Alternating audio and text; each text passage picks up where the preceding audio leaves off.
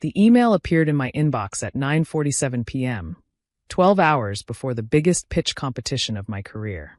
But it wasn't meant for me. It was a forwarding error that would save my company and destroy a friendship. Payment confirmed, $50,000 transferred. She's too trusting. By tomorrow's pitch, she'll be yesterday's news.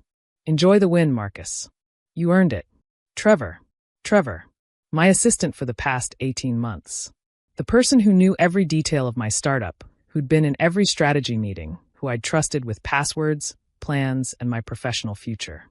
And Marcus Chun, my biggest competitor and the founder of Apex Tech, the company favored to win tomorrow's Tech Forward competition and its $2 million prize. I stared at my laptop screen in my home office, feeling the world tilt. The email had been meant for Marcus, but Trevor had accidentally included me in a forward chain while sending follow-up details. One click, one moment of carelessness, and his betrayal was laid bare. With shaking hands, I started digging. The email contained an attachment, a complete breakdown of my presentation for tomorrow. Every slide, every metric, every innovation I'd planned to unveil for MindBridge, my mental health AI app. But more than that, it contained our proprietary algorithm, 18 months of user research, and the technical specifications that made our app revolutionary. The timestamps told the story. Trevor had been feeding Marcus information for 3 months. Meeting notes, development updates, investor feedback, everything. And now, on the eve of the competition that would determine which startup received funding to scale nationally, he'd sold our entire playbook. My first instinct was rage. My second was devastation. But by the third breath, something colder took over. I'd been in tech for 12 years, climbed from junior developer to founder, survived the boys' club mentality and casual sexism. I'd learned to be strategic, not emotional. I pulled up my development folders and smiled grimly. 3 months ago, I'd noticed small discrepancies. Files accessed at odd hours. Questions from Trevor that seemed slightly too probing. Call it paranoia or intuition, but I'd started compartmentalizing. The full version of MindBridge, the one with groundbreaking predictive algorithms and revolutionary treatment matching, lived only on my personal encrypted drive. What Trevor had access to was MindBridge 2.0, the decoy version I'd been carefully crafting for just this possibility. The decoy was good enough to fool someone who didn't understand the underlying architecture. It had impressive features, solid UI, compelling metrics. But it was missing the core innovation that made MindBridge truly special. The ability to predict mental health crises 72 hours in advance with 94% accuracy, allowing for preventive intervention. That algorithm, the result of my PhD research and 2 years of refinement, had never touched the company servers Trevor could access. I called my co-founder and CTO, Priya, immediately. Lila? It's late, what's? Check your secure email. Now. I heard her gasp as she read Trevor's message. That bastard. That absolute. Save the anger. We need to be strategic. How quickly can you help me restructure tomorrow's presentation?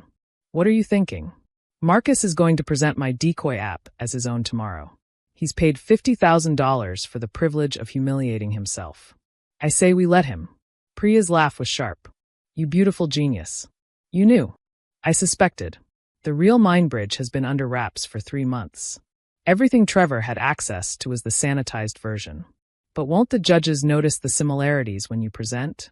Oh, I'm not presenting MindBridge 2.0 tomorrow. I'm presenting the real thing. The one that makes his stolen version look like a child's toy. We worked through the night, rebuilding my presentation from scratch. Every slide was crafted to highlight what the real MindBridge could do that the decoy couldn't. Every demonstration was designed to expose the limitations of what Marcus would present as his own innovation. At 3 a.m., I took a break and did some research on Marcus Chun. His company, Apex Tech, had a pattern, 3 previous competitions where their presentations had suspiciously similar elements to other startups. Always different enough to avoid lawsuits, always similar enough to raise eyebrows. But they'd been careful, and the tech world's boys' club had protected them. This time would be different. This time, they'd stolen from the wrong founder. I also dug into Trevor's background. What I found explained everything. He'd applied to Apex Tech before joining my company. His girlfriend worked there. His browser history. Yes, I had monitoring software on company computers, showed regular visits to their website. He'd been a plant from the beginning, or turned shortly after starting. By 6 a.m., I had everything prepared. Not just my presentation, but a comprehensive package documenting the theft. Screenshots, timestamps, the email trail, even security footage of Trevor accessing files. All organized with the precision of someone who'd learned that in tech, documentation was survival. The tech-forward competition was held at the Moscone Center in San Francisco. 500 attendees, 50 investors, 25 competitors, and 5 judges who would determine which startup would become the next unicorn. I arrived early, wearing my lucky red blazer, the one I'd worn to every major presentation. Trevor was already there, setting up at our assigned booth. The audacity of him showing up, pretending everything was normal, almost impressed me. "Morning, Lila," he said cheerfully.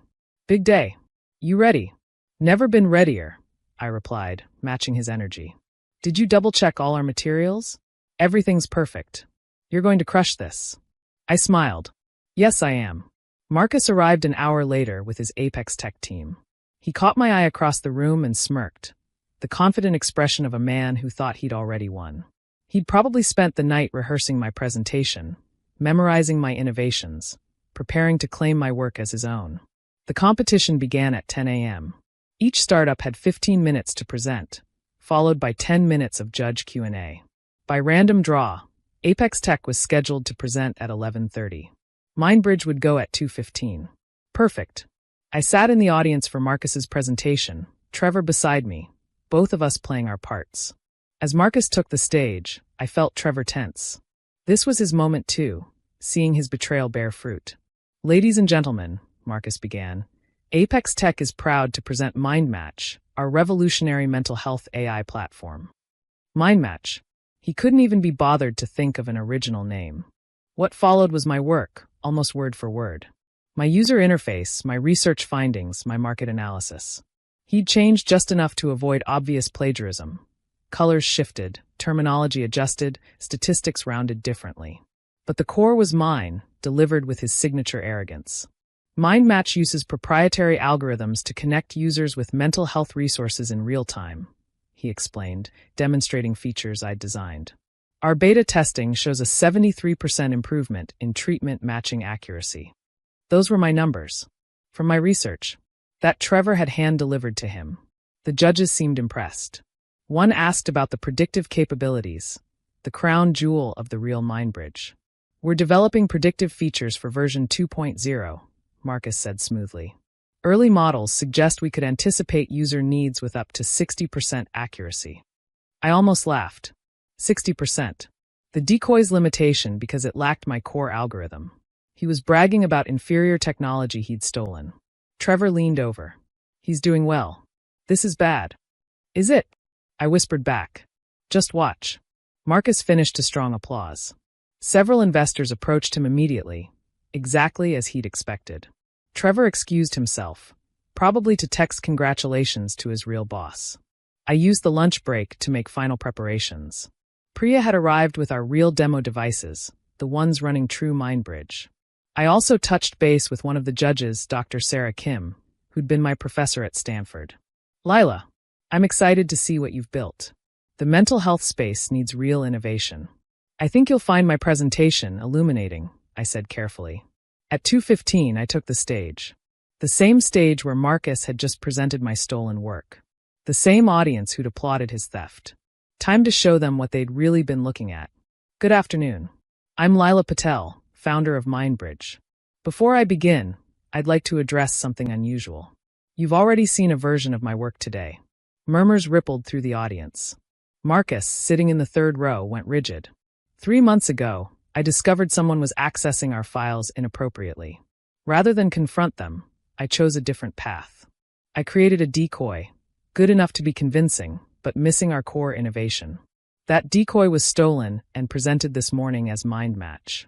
I clicked to my first slide, a split screen showing Marcus's presentation on one side and my decoy files on the other. The similarities were undeniable. But I'm not here to talk about theft. I'm here to show you what what the stolen version of Mindbridge can't do. I launched into my real presentation. Where Marcus had shown 73% treatment matching, I demonstrated 91%. where he'd promised 60% predictive accuracy someday. I showed live demos of 94% accuracy predicting mental health crises 3 days in advance. This is the difference between copying homework and understanding the subject, I said, demonstrating features that made the audience gasp. MindBridge doesn't just match users to resources. It anticipates their needs, intervenes before crisis, and learns from each interaction. The judges leaned forward. Investors started taking photos. And in the third row, Marcus's face cycled through confusion, realization, and fury. Our proprietary algorithm, the one actually proprietary, not stolen, uses behavioral patterns, linguistic analysis, and biometric data to create a comprehensive mental health profile. This allows us to alert users, their support networks, and healthcare providers before a crisis occurs. I showed real testimonials from our beta users. Lives saved. Hospitalizations prevented. Families reunited. The impact Marcus couldn't claim because he didn't have the technology to achieve it.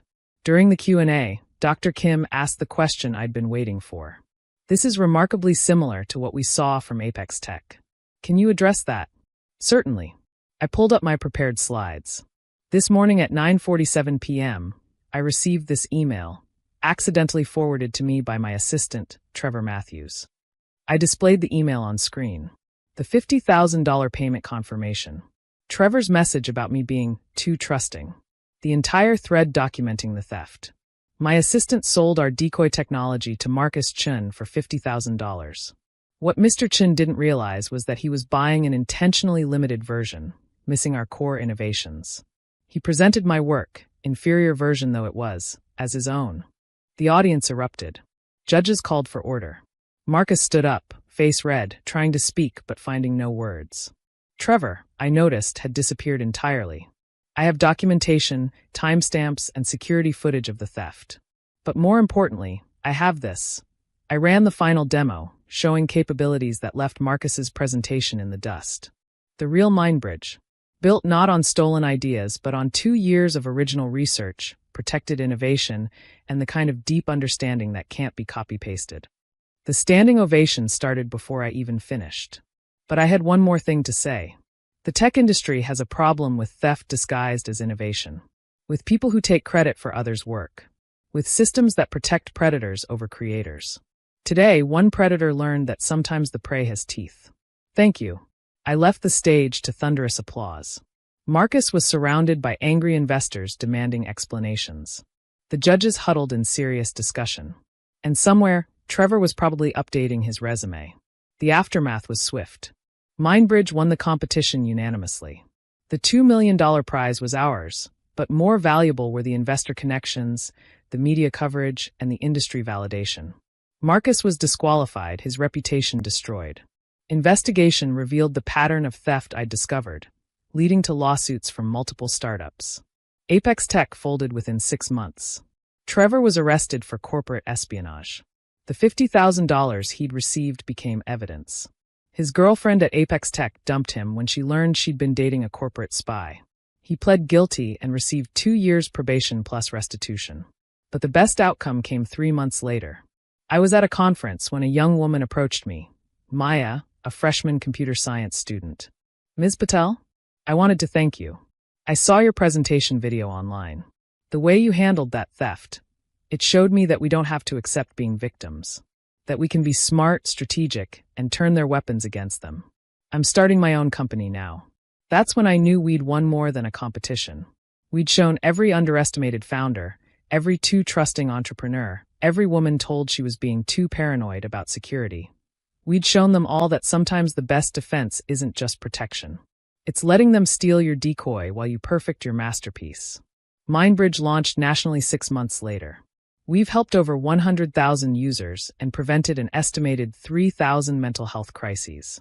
My algorithm has been licensed to major healthcare providers, always with my name attached, always with the story of how it was protected. Trevor sent a letter from wherever he'd slunk off to, full of apologies and excuses.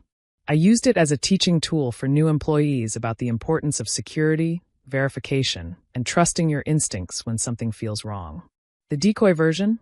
I open-sourced it, letting other developers learn from and improve upon it. After all, Even my throwaway ideas were better than what most competitors could create.